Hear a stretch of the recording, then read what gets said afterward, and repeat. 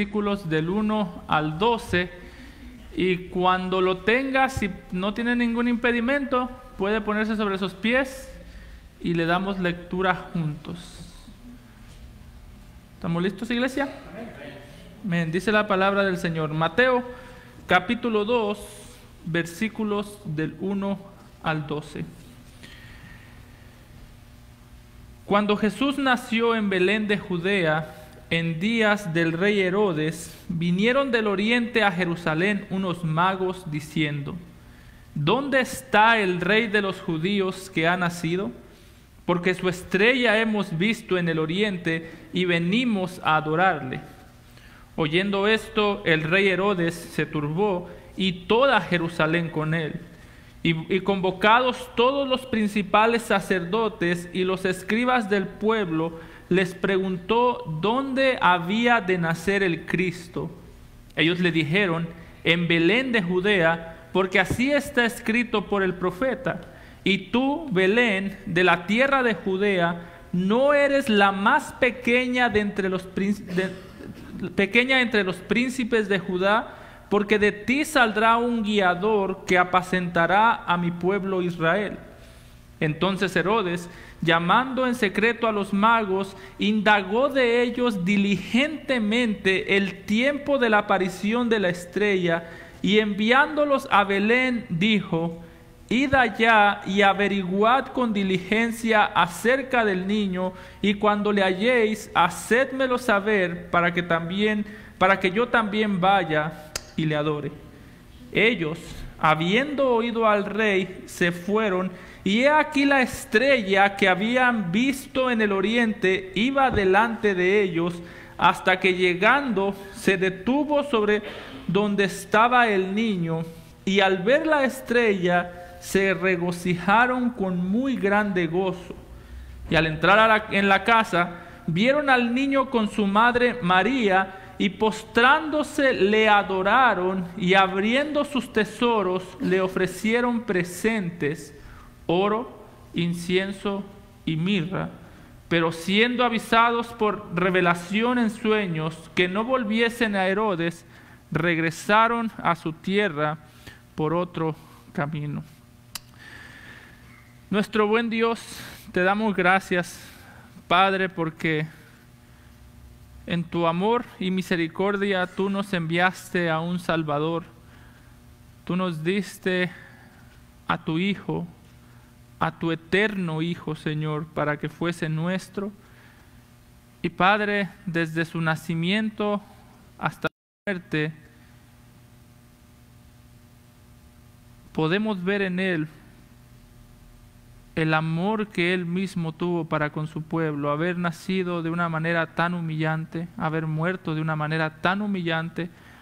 Señor, pero te damos gracias porque aunque murió, Él resucitó. Y Señor, el día de hoy la tumba está vacía, pero el trono está lleno, porque Él está sentado gobernando sobre nosotros. Y te agradecemos por ello, Señor, y te pedimos que tú nos ayudes a adorarte, que nos ayudes a entender este pasaje para poder valorar mucho más quién es Jesucristo y poder amarlo más. Te lo pedimos en Cristo Jesús. Amén. Pueden tomar asiento, hermanos. Cuando llegamos a este pasaje, o cuando vemos el contexto que guía o que, está alrededor de este pasaje, algo que podemos ver nosotros específicamente en el libro de Mateo, es que Mateo nos da muchísimos detalles acerca del nacimiento del Señor Jesucristo, acerca de cómo sucedió aquel nacimiento, y nos da tantos detalles que en un sentido podría ser, en uno de los casos, uno de los evangelios que más detalladamente habla acerca del nacimiento del Señor Jesucristo. Si nosotros vemos el contexto en el que este pasaje se encuentra, algo que nosotros podemos ver es que para este punto Mateo ha estado describiendo el nacimiento del Señor Jesucristo como un milagro que nos da a entender que Dios está con nosotros. Es decir, Mateo ha descrito el nacimiento del Señor Jesucristo como un milagro porque nos ha dicho que nació de una virgen para que se cumpliese lo que anunciaron los profetas. Nos ha dicho que nació para salvar a su pueblo y nos ha dicho que su nombre sería Emmanuel, porque traducido es Dios con nosotros. Cuando nosotros vemos a Mateo, como digo, nos da muchos detalles porque aunque a lo largo de su libro Él nos estará explicando quién es Jesús, y aunque a lo largo de su libro Él explica lo que Jesús hizo por nosotros en la cruz del Calvario, algo interesante que podemos ver en estos pasajes, en el capítulo 1 y en el capítulo 2 de Mateo, es que aunque Mateo quiere describir la identidad del Señor Jesús para que entendamos quién es el que murió en la cruz, Mateo también quiere describir la identidad del Señor Jesús desde que estaba en el vientre de María. Es decir, en la teología de Mateo, para usted poder entender quién es el Mesías que murió en la cruz del Calvario, lo primero que tiene que hacer es entender quién es el Mesías que estaba en el vientre de María. Las dos cosas son un misterio que va más allá de nuestro entendimiento. Las dos cosas son un misterio por el cual debemos adorar a Dios, porque en este libro Mateo presenta a Jesús como Dios y nos dice que Dios mismo estuvo en la cruz del Calvario. Dios mismo derramó su sangre para salvar su iglesia. Sin embargo, aunque eso es increíble, otra cosa que también es increíble es que Dios mismo estuvo en el vientre de María. Dios creó a María. Jesús es el creador de María y al mismo tiempo Él es el que estuvo en el vientre de María, nació del vientre de María. Y lo que Mateo quiere hacer desde el principio es decirnos, ¿quieres entender quién murió en la cruz? Entiéndelo desde el vientre de María. Tienes que entender quién es Él, cuán grande es su encarnación para poder entender cuán grande es su muerte. Así que en esta primera parte del libro de Mateo enfatiza mucho a Jesús como el Mesías nacido, el Mesías prometido por Dios. Y en este pasaje que nosotros vamos a estudiar en este momento, aunque ya no nos describe como tal el nacimiento del Señor Jesús, lo que sí hace es describirnos la reacción que el mundo tuvo al nacimiento de Jesús. Déjeme dejar eso claro. Mateo en este pasaje nos describe la reacción, 3 diferentes reacciones que hubo en aquel tiempo hacia el nacimiento del Señor Jesús.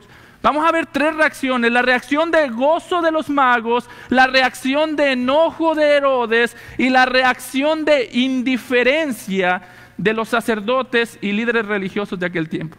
Que dicho sea de paso, ya sea que tú te des cuenta o no, todos los que estamos aquí reaccionamos de alguna manera ante el nacimiento del Señor Jesús. Si tú el día de hoy estás aquí porque quieres conocer más de Cristo, tienes una reacción de gozo por saber que Cristo es el Mesías que nació, tú puedes estar totalmente seguro que si has creído en Él, esa reacción proviene de Dios que nos trajo hacia Cristo. Pero todo mundo reacciona, o todo mundo conoce y cree o conoce y rechaza acerca de Jesús. Pablo decía en 1 Corintios que la predicación del Evangelio es un aroma de vida para los que creen, pero un olor de muerte para los que se niegan a creer. Así es que, si tú estás aquí y no has creído, este mensaje es para ti. ¿Por qué? Porque Dios ve cómo tú tratas el sacrificio de su Hijo y eso tendrá consecuencias. No con los hombres, no con la iglesia, sino con Dios. Si tú estás aquí y has creído en Cristo, esto es para ti. ¿Por qué? Porque saber que Cristo nació, el mayor gozo que debemos tener es que Dios ama y Dios quiere salvar al hombre hasta el punto de haber dicho, no voy a mandar a alguien, voy a ir yo mismo. Así que, ya sea que tú crees o no crees, te pido que pongas toda la atención que puedas, porque la manera en la que nosotros reaccionamos o la importancia que nosotros le damos al Señor Jesús dice mucho de dónde está nuestro corazón y dice mucho de hacia dónde vamos caminando, si a la eternidad con Él o a la eternidad sufriendo el tormento eterno a manos de Él.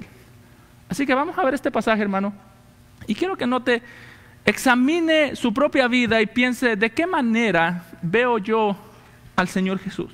Y note cómo Mateo comienza en los versículos 1 y 2, presentándonos a los magos cuando dice, y cuando Jesús nació en Belén, en Judea, en días del rey Herodes, vinieron del oriente a Jerusalén unos magos diciendo, ¿dónde está el rey de los judíos que ha nacido? Porque su estrella hemos visto en el oriente y venimos a adorarle. Desde el principio Mateo comienza presentándonos a estos magos como personas llenas de gozo por el nacimiento del Señor Jesús. Note que la primera pregunta que hacen los magos es ¿dónde está el rey de los judíos? Y aquí hay varios detalles que tenemos que tener en cuenta porque básicamente esta pregunta es la idea central de todo el pasaje. Si usted quiere entender de qué trata este pasaje que acabamos de leer, Mateo 2 del 1 al 12, Mateo 2 del 1 al 12 trata de responder esta pregunta. Note que desde el principio los magos llegan a Jerusalén y la primera pregunta que ellos hacen es ¿dónde está el rey de los judíos? Ahora, debemos decir que cuando la Biblia habla de magos no se está refiriendo a hechiceros como los que conocemos el día de hoy. Es decir, no se refiere necesariamente con decir a estos magos como los magos que usted ve en un circo o como los magos que hacen trucos. No, más bien eran conocidos en aquel tiempo como sabios. Puede pensar en ellos como un consejero que le daba consejos a un rey, que le daba consejos a un político. Eran personas sumamente importantes. Y el hecho que Mateo nos diga que venían del oriente es importante porque Mateo quiere subrayar el hecho de que estos magos venían a ver a Jesús, viajaron hacia Jerusalén, pero ellos no eran judíos. Es decir, los magos vinieron a Jerusalén y lo más probable es que vinieron desde Babilonia. Algunos estudiosos creen que más o menos unos 1000 kilómetros que vinieron, no sabemos cómo se trasladaron, pero más o menos viajaron 1000 kilómetros para venir a ver a Jesús. No sabemos cómo se trasladaron, pero le puedo asegurar que no fue en tren, ni en carro, ni en avión. Cuando bien les fue, quizás un camello. Así que imagínese usted 800 o 1000 kilómetros para viajar y uno pensaría, estos hombres tienen una misión muy importante. Estos hombres tienen que estar viajando a algo muy importante y si alguien les hubiese preguntado ¿para qué van tan lejos? Y respondieran, vamos a ver un bebé. La respuesta de la gente hubiese sido, ustedes de plano perdieron la cabeza. Interesante que cuando vemos a estos magos, lo primero que Mateo quiere presentarnos es que estos magos vinieron a Jerusalén porque ellos sabían que el bebé que acababa de nacer o el bebé que había nacido era el rey de los judíos. No sabemos cómo lo sabían.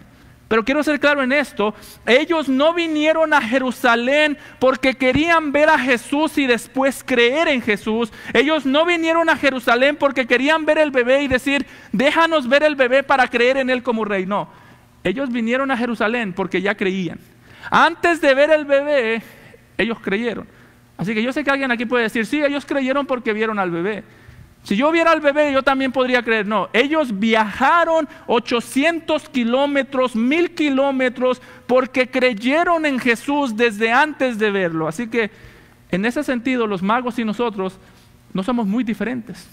Ellos creyeron en un Mesías que no podían ver en ese momento. Creyeron en un Mesías que en ese momento era un bebé. Ni siquiera lo habían escuchado predicar, porque cuando llegaron ni siquiera hablaba Jesús. Y creyeron en ese Mesías sin ver. Así que, si tú estás aquí y no has creído, no vayas a caer en la excusa que pone el mundo. Si tan solo pudiera verlo, si tan solo yo hubiese visto que Jesús nació de un bebé, de una virgen, si tan solo yo hubiese sido testigo, sería más fácil creer. No, ellos no vieron nada y creyeron. ¿Cómo creyeron? Posiblemente escucharon alguna profecía de Daniel en Babilonia. Posiblemente escucharon a los israelitas decir: nosotros estamos esperando un Mesías, y creyeron cuando vieron esta estrella, cuando supieron que el rey había nacido. Sin embargo, hay otra razón por la que Mateo dice que estos reyes venían del oriente. Note que el texto dice que venían del oriente. ¿Por qué hace eso Mateo? Bueno, quiere presentar a estos reyes como el cumplimiento de una promesa de Dios. Si nosotros vamos al contexto, algo que nosotros podemos ver en Mateo capítulo 1, versículo 1 en la genealogía, es que para este punto Mateo ha descrito a Jesús como un hijo de David y como un hijo de Abraham del Antiguo Testamento. Mateo nos ha dicho que Jesús nació del linaje de David, y si usted conoce un poco el Antiguo Testamento, sabrá que en el Antiguo Testamento Dios le prometió un hijo, un rey a David, y Mateo nos ha dicho: Jesús es el rey prometido, el que Dios le prometió a David. Mateo también nos ha dicho que Jesús viene del linaje, o que es un descendiente de Abraham. Y si usted va a lugares como Génesis 12, verá que Dios le prometió a Abraham un hijo por medio del cual él bendeciría a todas las familias de la tierra. En lugares como Génesis 22, 18, cuando Dios le prometió el hijo a Abraham, le dijo: en tu simiente, o a través de tu hijo, serán benditas todas las naciones de la tierra.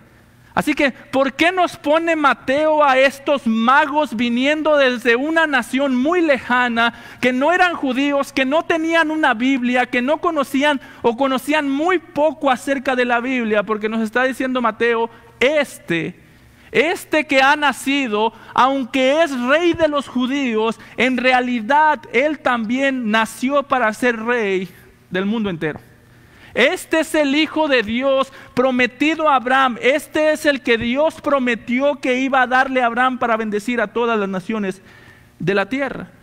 Así que Mateo quiere dejar eso claro desde el principio. Pensémoslo de esta manera. Mateo era un judío. Estaba escribiendo este evangelio a otros judíos. Y el evangelio se trataba acerca de un bebé judío. Cualquiera pudo haber dicho: ese Salvador es nada más para los judíos. Mateo es judío, escribe acerca de un judío y escribe a unos judíos, y cualquiera podría haber dicho: ese rey nació porque Dios ama a la nación de Israel. Nació en Israel, nació de una mujer judía, fue criado por padres judíos, creció con amigos judíos, conocía la religión judía, y alguien podía decir: ese es el Salvador de Israel.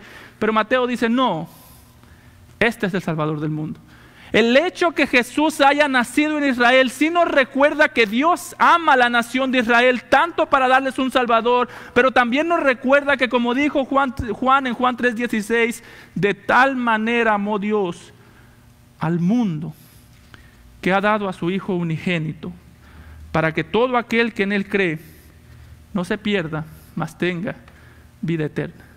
Así que el nacimiento de Jesús es un recordatorio de la necesidad que la nación de Israel tiene de un Salvador, y es un recordatorio de la necesidad que el mundo entero tiene de un Salvador.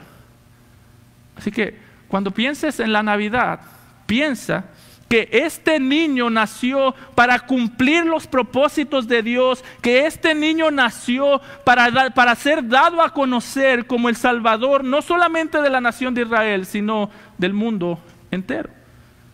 Eso es lo que Mateo viene presentando, y es interesante, es increíble cómo Mateo aquí presenta a Dios mismo dirigiendo a estos magos hacia el Señor Jesús. Note cómo dice en el versículo 2, cuando los magos vienen, Mateo nos dice que llegan preguntando: ¿dónde está el rey de los judíos? ¿Dónde está el rey que ha nacido? Y ellos dicen: porque su estrella hemos visto en el oriente y venimos a adorarle. Quiero quedarme un momento en este pasaje, hermanos, porque creo que esto es muy importante.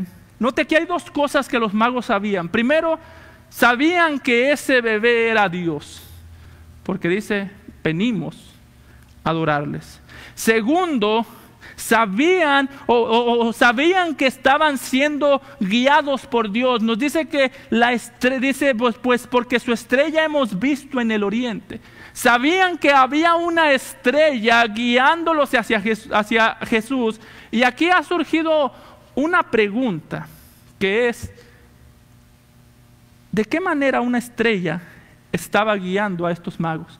Hay quienes piensan que esta estrella posiblemente se trataba de un cometa en el cielo. ¿Sabe usted? Un cometa, una estrella fugaz que iba dirigiendo a los magos. Hay quienes piensan que seguramente fue una estrella que fue creada por Dios para guiar a este pueblo. Hay quienes ven algunas opciones. Sin embargo, lo más probable es que esto no se trate de una simple estrella. Lo más probable es que esto no sea una simple estrella que Dios creó para guiar a este pueblo, para guiar a estos magos hacia Jesús, sino que se trate muy posiblemente de Dios mismo guiándolos. Pensémoslo de esta manera: cuando nosotros vamos al Antiguo Testamento, nosotros ya antes hemos visto la manera en la que Dios guía a su pueblo a través de la oscuridad, a través del desierto. Cuando vamos a Éxodo 13:21, Dios mismo dice que Él guiaba a su pueblo de noche en una columna de fuego. Cuando el pueblo salió de Egipto y fue camino a la tierra prometida, fue Dios el que guió a su pueblo, fue Dios el que los dirigía para que entraran a la tierra prometida. Y en el caso de estos magos, lo más seguro es que era Dios mismo guiando a estos magos, ya no a la tierra prometida, sino hacia el Salvador prometido. Así que lo que vemos aquí no es unos magos muy inteligentes que supieron ver una estrella y seguirla y llegaron a Jesús. No, lo que vemos aquí es a un Dios soberano que dirige a pecadores, que Él mismo guía a los pecadores hacia su Hijo. Es lo mismo que vemos en Lucas 2, 10 al 11, cuando se nos dice que en aquel tiempo había unos pastorcitos en el campo, y nos dice que la gloria del Señor se apareció y un ángel les dijo: no temáis, porque he aquí os doy nuevas de gran gozo, que será para todo el pueblo, que os ha nacido hoy en la ciudad de David un Salvador, que es Cristo el Señor. La misma gloria que dirigió a la nación de Israel para que entrara a la tierra prometida es la misma gloria que dirigió a estos pastorcitos hacia Jesús, y la misma gloria que dirigió a los pastorcitos hacia Jesús es la misma gloria que dirigió a estos magos hacia Jesús. Así que algo que podemos ver aquí, hermanos, es que Dios mismo, cuando Dios quiere bendecir a un pecador, cuando Dios quiere darle un regalo valioso a un pecador, lo primero que Dios siempre hace es guiarlo hacia Jesús. En el caso del Antiguo Testamento, el mismo Dios que guió al pueblo de Israel a la tierra prometida, en este caso es Dios, ese mismo Dios el que guía a los pecadores hacia el Salvador prometido. Así es que la bendición más grande que nosotros necesitamos de Dios el día de hoy no es todas las cosas buenas que Dios nos puede dar. No, la bendición más grande que necesitamos de Dios el día de hoy es saber que Él nos ha guiado hacia el conocimiento del Señor Jesucristo. No estoy diciendo que Dios no nos puede bendecir de otras maneras. En este tiempo de Navidad todos queremos que Dios nos bendiga y está bien. Podemos recordar las bendiciones materiales que Dios nos ha dado. Podemos recordar tantas cosas buenas que Dios nos ha dado. Sin embargo, recuerda, hermano, la mayor bendición que Dios te ha dado es Cristo y nada más. ¿Por qué? Porque todas las otras cosas un día no las tendrás. Podemos decir: gracias Dios porque me has dado comida. Un día ya quizás no te dé. Gracias Dios porque nos has dado salud. Eso estoy completamente seguro que un día te la quitará.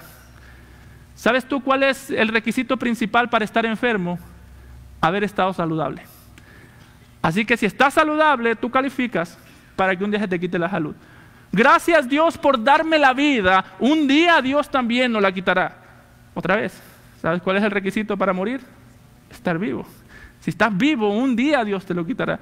Así que en medio de todo esto recuerda cuando estos pastores fueron dirigidos hacia Jerusalén, la mayor bendición que Dios les dio fue guiarlos hacia Jesús.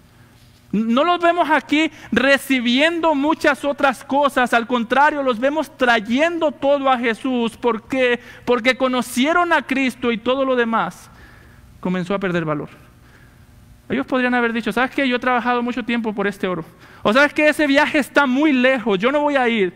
Sin embargo, conocieron a Cristo y lo demás comenzó a perder valor. Por eso, mi pregunta para ti es, ¿has conocido tú a ese Salvador? ¿Cuál es la razón principal por la que decimos que estamos aquí el día de hoy? Porque cualquier cosa que sea, cualquier cosa por la que nosotros le damos gracias a Dios, podemos darle gracias a Dios por todo. Sin embargo, lo que sea que yo aprecio más que el regalo de Jesús, ese es tu Salvador. Piensa en algo que tú digas, yo no podría vivir sin eso. Ese es tu Salvador. En los hijos, yo no podría vivir sin mis hijos. Ese es tu Salvador. Yo no podría vivir sin lo que sea, sin esto que Dios me ha dado. Le doy gracias a Dios por esto que me ha dado, pero si me lo quita me muero. Ten cuidado, porque ese es el Salvador. Jesús no vino para darnos algo.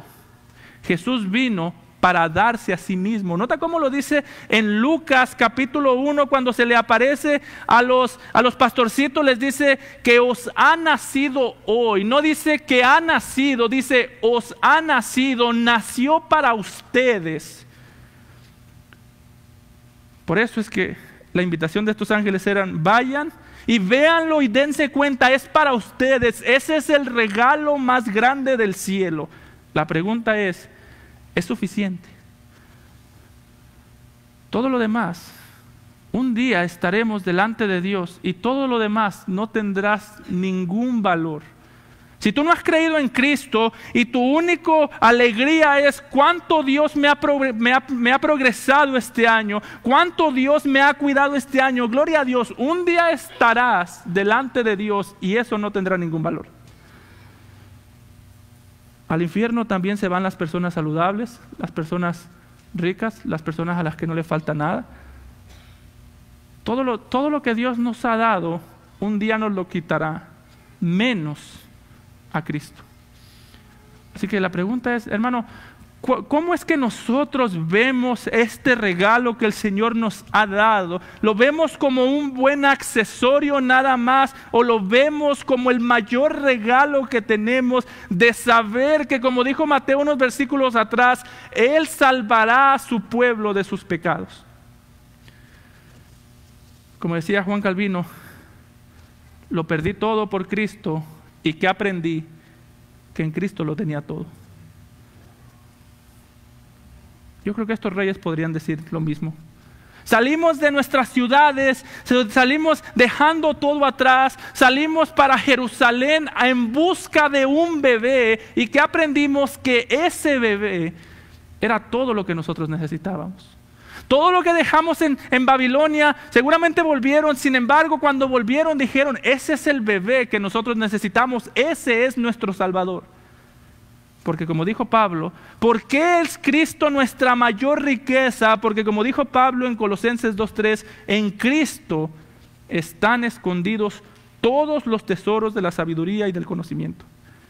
Es decir, fuera de Cristo no hay algo valioso para nosotros.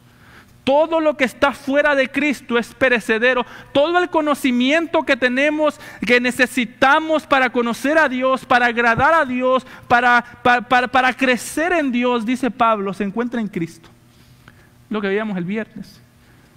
Él vino y nos dio al Padre, a Dios nadie lo vio jamás.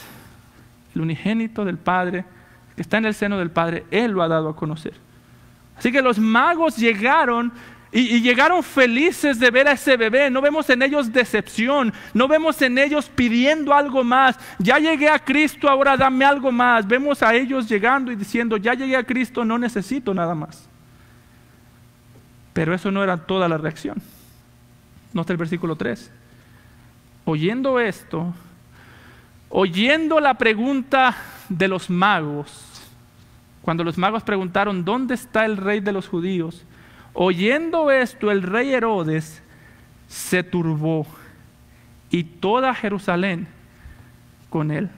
Aquí hay un claro contraste, hermanos, porque los magos llegan, no sé si se los puede imaginar, llegan contentos a Jerusalén y en su mente ellos decían: si nosotros venimos de tan lejos para adorar al rey de los judíos y venimos contentos, y ya venimos 800 kilómetros en el lomo del camello, a caballo, como vinieran, si hemos viajado 800 kilómetros contentos, yo creo que llegaron a Jerusalén diciendo: ahí va a haber un fiestononón, porque ahí no tienen que viajar a ningún lado. En Jerusalén no tenían que ir a ningún lado, tenían que dar unos pasitos.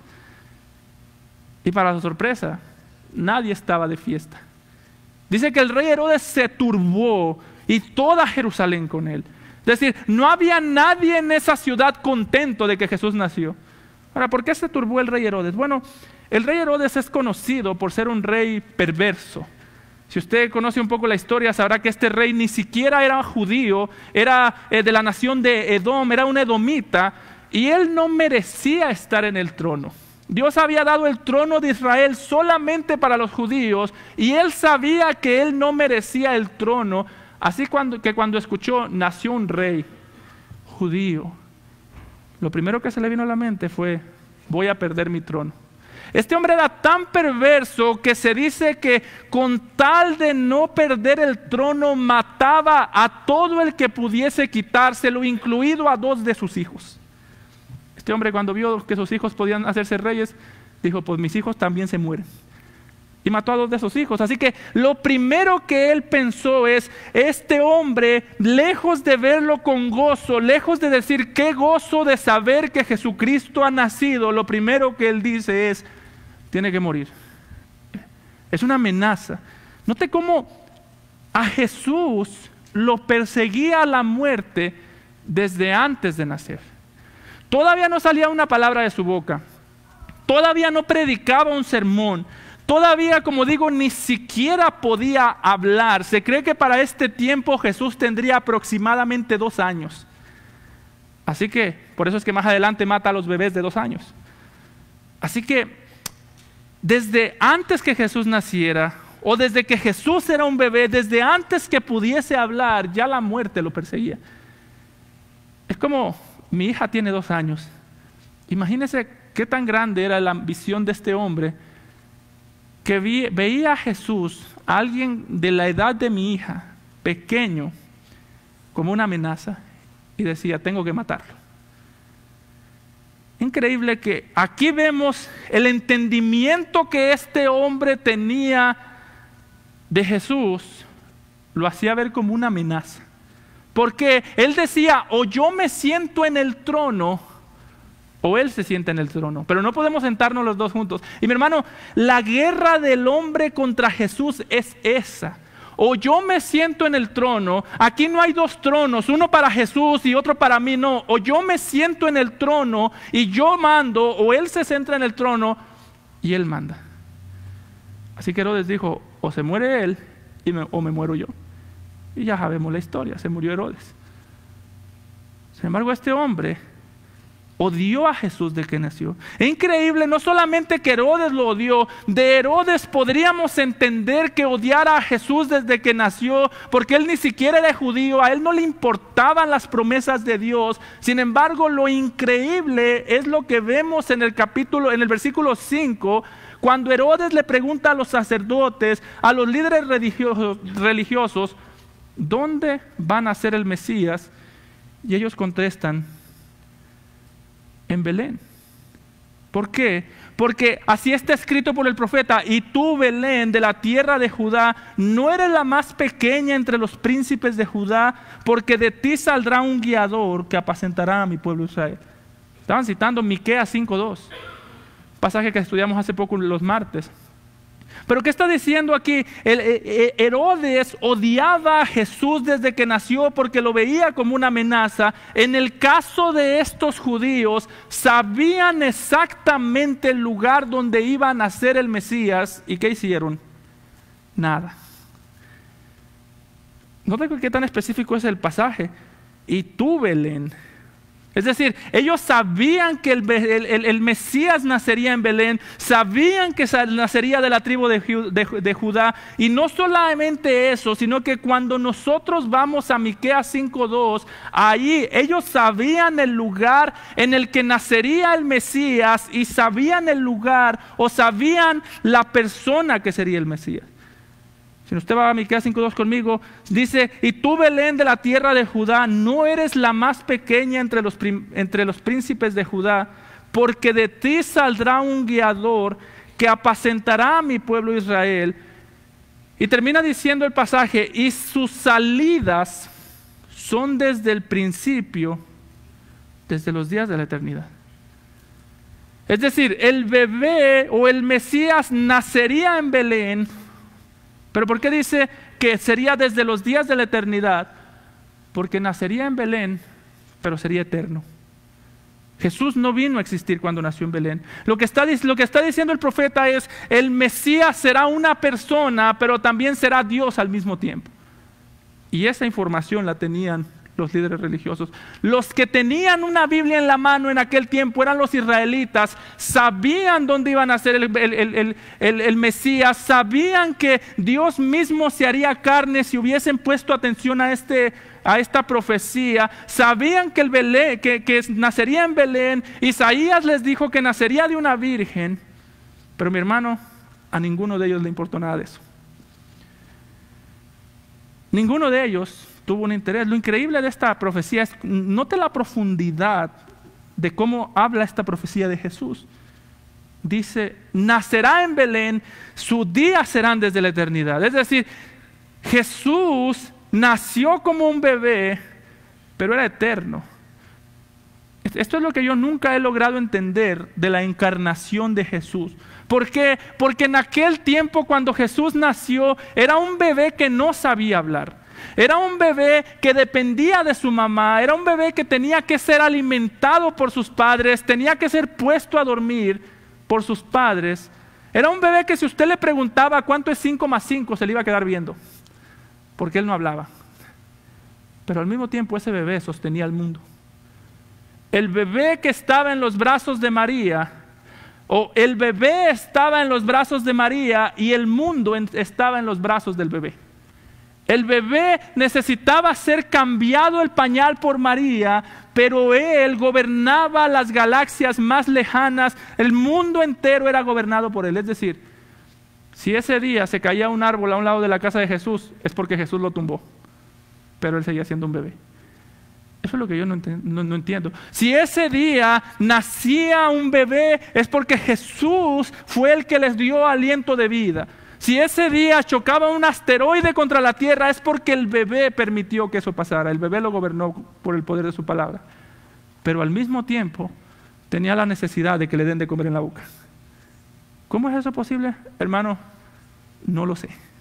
Pero eso es lo que dice la Biblia. Por eso, como dijo C.S. Lewis, hubo una vez en el mundo un pesebre, y en aquel pesebre algo más grande que todo el mundo. Imagínese, hermano, cómo debió haber sido, cómo fue para los padres aún de Jesús decir: Él nos va a salvar del pecado. ¿Cómo fue para estos magos? ¿Cómo es la fe? ¿Cómo la fe no es algo natural? Si yo le digo a usted, ese bebé lo va a salvar de los pecados, usted me diría no. Pero si Dios le dice a usted, ese bebé te va a salvar de los pecados, usted dice sí, porque la fe es un don de Dios. La fe es algo que no podemos encontrarle lógica, porque cuando nosotros vinimos a creer en Cristo, no creímos porque alguien nos convenció, sino porque Dios mismo nos convenció. En el caso de estas personas, note que tenían toda la información necesaria. Herodes sabía que había nacido el rey. Los judíos sabían desde las escrituras que había nacido el rey, pero note que a ninguno de ellos les importaba. ¿Y por qué no les importaba? ¿Por qué no les importaba si sabían dónde nació el rey, el lugar, si sabían que nació para ser rey? ¿Por qué no pudieron creer? ¿Por qué no creyeron, aunque tenían toda la información necesaria? Mi hermano, porque el problema de incredulidad no es problema de falta de información. No es la falta de información la que no permite que las personas no crean en Cristo. No, es el amor al pecado. Dice el apóstol Juan en Juan 3:20, porque todo aquel que hace lo malo, ¿por qué no vienen a Cristo? Porque todo aquel que hace lo malo aborrece la luz, aborrece a Cristo y no viene a la luz para que sus obras no sean reprendidas. No es falta de información, es amor al pecado. ¿Por qué el día de hoy, si tú estás aquí y no has creído en Cristo, por qué no crees en Cristo? Es que no entiendo, no. Tú me puedes decir eso a mí y yo te voy a decir, bueno, déjame te explico. Pero ¿por qué delante de Dios, por qué alguien no ha creído en Cristo? Porque todo aquel que hace lo malo aborrece la luz.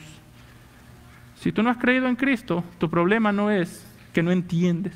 El mensaje es fácil. Cristo nació, Cristo vivió una vida perfecta, Cristo murió en la cruz del Calvario, resucitó al tercer día, creyendo en Él tienes vida eterna. El mensaje es fácil, pero amas el pecado.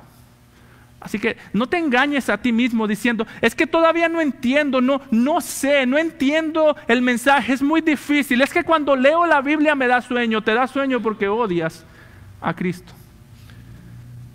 Es que cuando voy a la iglesia no entiendo porque me cuesta prestar atención, porque odias a Cristo. Es lo que dice Juan. Delante de Dios tú no tienes excusa. Delante de Dios estas personas, ni Herodes, ni los judíos que conocían el lugar exacto donde nació Jesús, ni ninguno de ellos tenía excusa. No vinieron a Cristo porque amaban el pecado. Herodes amaba el reino, amaba el trono más que a Cristo. Los judíos amaban su propia religión más que a Cristo. Mi pregunta para ti es, ¿qué amas tú más que a Cristo? ¿O cuál es la excusa que tú puedes poner para no venir a Cristo? Otra vez, el problema, descarta esto. Y de hecho, cuando alguien a ti te diga, es que está muy difícil de entender, explícale con gracia, háblale con gracia, pregúntale, ¿estás entendiendo? Sí. ¿Quieres creer? No sé. Amas el pecado. Porque el problema no es que el mensaje sea difícil. Dios no nos dio un mensaje difícil para que lo entiendan solamente los intelectuales. Dios dio el mensaje más sencillo para que lo entienda hasta un niño. Pero Dios dio un mensaje que humilla. Y dio a un bebé que humilla. Imagínense qué tan humillante sería para Herodes que alguien le dijera, tienes que creer en ese bebé que nació en un pesebre, que sus papás no saben de dónde van a comprar la leche del día de mañana. Tienes que creer en ese bebé que solamente tiene la ropa que trae puesta y nada más, para que Él te salve de tus pecados. Él diría, mi gloria es mucho más grande que ese bebé. Y si tú estás aquí y no has creído en Cristo, es lo mismo que tú dices. ¿Sabes por qué tú no quieres creer en Cristo? Porque sabes que si reconoces que Cristo está sentado en el trono, que Él gobierna, que Él tiene autoridad, que Él es el soberano, tienes que reconocer que tú no. Y eso duele. Así que cree en Cristo. Cree en Cristo hoy. Tienes mucha más información de la que tuvieron estos reyes. Ellos sabían que nació. Ellos no sabemos si escucharon de su muerte. No sabemos cuánto supieron y creyeron. Tú sabes que vivió, murió y resucitó. Cree. Por otro lado, cuando prediques el Evangelio, piensa, a este mundo nos mandó Dios. A este mundo mandó Dios a Jesús, a un mundo que odia la luz, a un mundo que desprecia la luz, que desprecia el Evangelio. A ese mundo te mandó Dios, a un mundo que odia la luz y ama el pecado. Predícales el Evangelio. Prediquemos el Evangelio, porque el mundo ama el pecado. Prediquemos el Evangelio en nuestra casa porque nuestros hijos aman el pecado.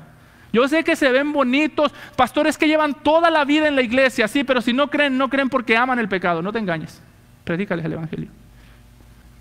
¿Qué más puedo hacer? Predica el Evangelio. Fue lo que Dios hizo con estos. Los guió hacia Cristo, guíalos hacia Cristo. Recuerda, el problema tuyo es que tú no quieres que Cristo esté sentado en el trono. Pero déjame decirte, Cristo está sentado en el trono. Eso tú no lo puedes cambiar y un día estarás delante de Él. Cree en Él. Porque Jesús dijo, el que no está conmigo, contra mí está. No, pero es que yo no soy como Herodes. Note que aquí Herodes odiaba a Jesús. Yo soy más como los judíos, que a mí ni me va ni me viene. Eso es odio a Jesús.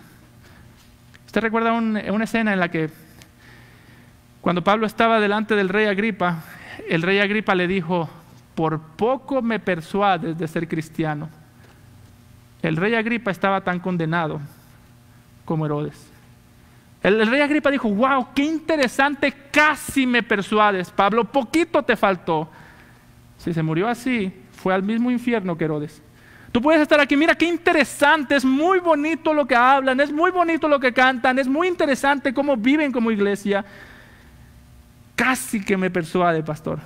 Un casi persuadido es un totalmente condenado. Así que cree en Cristo. En este caso, Herodes muestra, note aquí, básicamente Herodes es representado como un representante de Satanás.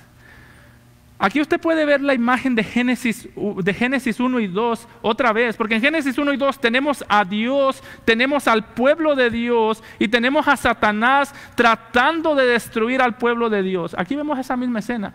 Dios manda a su hijo, tenemos a Dios en la carne, tenemos a estos magos que vienen porque creen en Cristo. Y en los versículos 7 y 8, note cómo lo dice. Herodes, con la misma astucia que Satanás en Génesis 3, les dice, vayan y búsquenlo y vengan y díganme para adorarlo yo también. Note hasta dónde puede llegar la maldad del corazón humano. Note hasta dónde puede llegar la manipulación del corazón humano, porque si nosotros tuviésemos a Herodes delante de nosotros, y le decimos, Herodes, vinimos a adorar al rey de los judíos que acaba de nacer. Y lo escuchamos decir, oh, vayan y búsquenlo. Y luego me dicen para yo ir a adorarlo. Yo le hubiese dicho, claro que sí, hermano. Diría, este también cree como yo, porque lo quiere adorar como yo. Pero el corazón es astuto. Y él les dijo lo que querían escuchar. Note, él sabía que Jesús era digno de adoración, pero no lo quería adorar. Él sabía que Jesús era el rey, pero no quería creer. ¿Quieres saber qué tan peligroso es el corazón humano? Mira el corazón de Herodes, ahí está representado nuestro corazón. Ahí está el corazón del mundo. El mundo sabe que Jesús es digno de adoración, Jesús es digno de ser creído y obedecido, pero ¿sabe cuál es el problema del mundo?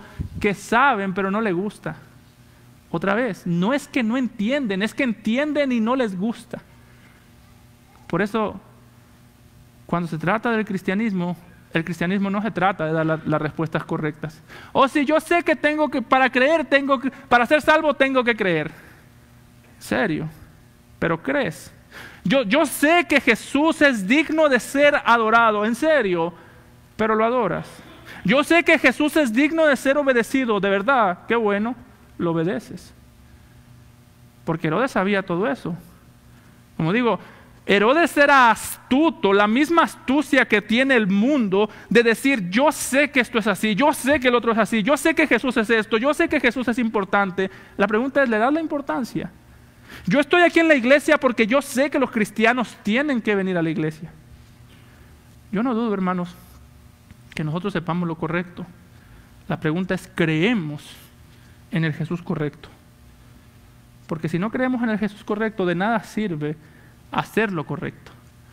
Nosotros no vamos al cielo porque hacemos lo correcto, sino porque creemos en el correcto. Recuerde las palabras de Jesús. En aquel día muchos me dirán, Señor, Señor, no profetizamos y en tu nombre echamos fuera demonios, en tu nombre hicimos milagros, hicimos lo correcto. Y Jesús le dice, pero no creíste en el correcto. Tú puedes hacer lo correcto y sin creer en el correcto no sirve de nada. Eso es lo que le pasó a Herodes. Si usted le pone a Herodes un examen de teología y le dice, Herodes, ¿quién es el único digno de ser adorado? Jesús, pero también lo voy a matar. Tenga cuidado, Porque si tu confianza está en hacer lo correcto, posiblemente estás compartiendo fe con Herodes.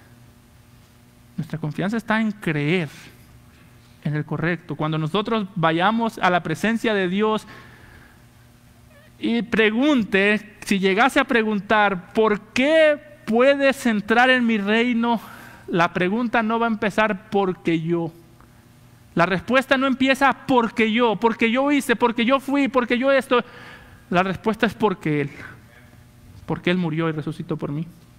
Es todo. Yo no traigo nada. Yo no traigo no traigo otra confianza. Yo tengo una confianza en Él.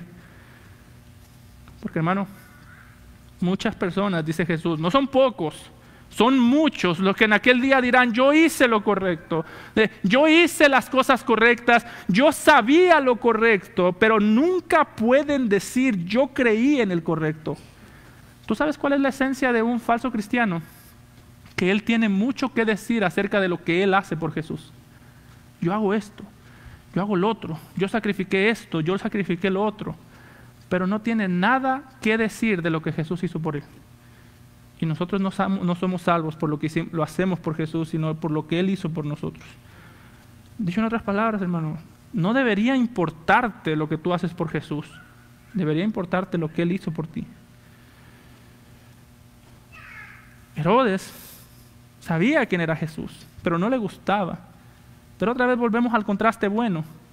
Versículos 11. Ellos, después de que Herodes les dijo: díganme para yo también ir a adorarlos. Posiblemente los magos no eran ningunos brutos. Dijeron: esto está medio raro. Bueno, ellos, habiendo oído al rey, se fueron. Y he aquí, la estrella que habían visto en el oriente iba delante de ellos. Note que por esto no puede ser una estrella común y corriente. Iba delante de ellos, iba guiándolos. No era una estrella que apenas aparecía, iba guiándolos intencionalmente. Iba delante de ellos hasta que, llegando, se detuvo sobre donde estaba el niño. Note también que ya no dice el bebé. Ya aquí Jesús tenía aproximadamente 2 años. Y al ver la estrella, se regocijaron con muy grande gozo. Y al entrar en la casa, vieron al niño con su madre María, y postrándose lo adoraron, y abriendo sus tesoros le ofrecieron presentes, oro, incienso y mirra. Qué imagen tan bonita, tan hermosa. Estos magos, hermano, estos magos se nos dice que se postraron y lo adoraron al bebé. Pero esto debió haber sido tan chocante para los que estaban ahí. Porque le digo, los magos no eran cualquier aparecido, eran servidores del gobierno del más alto nivel. Esto es muy similar a que el presidente de los Estados Unidos fuese, que debería de hacerlo, al pesebre y se postrara. Dirían: wow, el presidente de la nación más poderosa del mundo, postrado ante un bebé que no habla. Ellos estaban acostumbrados a hablar con políticos, estaban acostumbrados a hablar con reyes, estaban acostumbrados a mandar, estaban acostumbrados a que los adularan, a que se postraran ante ellos. Pero, hermano, cuando Dios abre los ojos del pecador, no importa quién eres, te tienes que postrar ante el rey. Por más débil que se vea, por más pequeño que se vio, ellos decían: este es pequeño, pero aún aunque es pequeño y María lo puede sostener en sus manos, es tan grande que nos puede salvar. Es otra vez el misterio. Es muy pequeño que María lo podría sostener en sus brazos, pero tan grande que puede cubrir multitud de pecados. Ahora note, y con esto quiero enfatizarlo antes de concluir. Note cómo el texto nos dice que vinieron a la casa donde estaba y vieron a la mujer, vieron a María y vieron al bebé, y postrándose no dice no adoraron a María, adoraron al bebé. El énfasis del texto no está en los reyes. No son los reyes los importantes. Recuerden lo que le dije al principio, la idea central del texto es la pregunta que hicieron los reyes. ¿Dónde está el rey de los judíos? El énfasis no está en los reyes. El énfasis no está en María. Yo no dudo que la trataron con respeto, pero no la adoraron. A la hora de adorar y a la hora de confiar, la confianza de estos reyes estaba en el bebé o en el niño, no en María.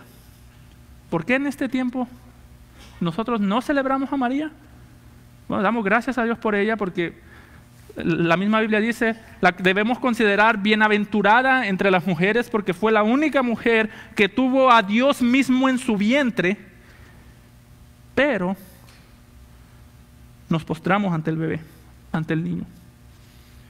La atención se va al niño, y esta es una imagen que Mateo nos da para hacernos referencia a las profecías del Antiguo Testamento. Si nosotros vamos a Isaías 60, versículo 3, Mateo mismo había anunciado que los reyes, las naciones enteras acudirían ante Dios cuando dijo, y andarán las naciones a tu luz, y los reyes al resplandor de tu nacimiento. Así que, en este tiempo, recordamos y nos postramos ante Jesús.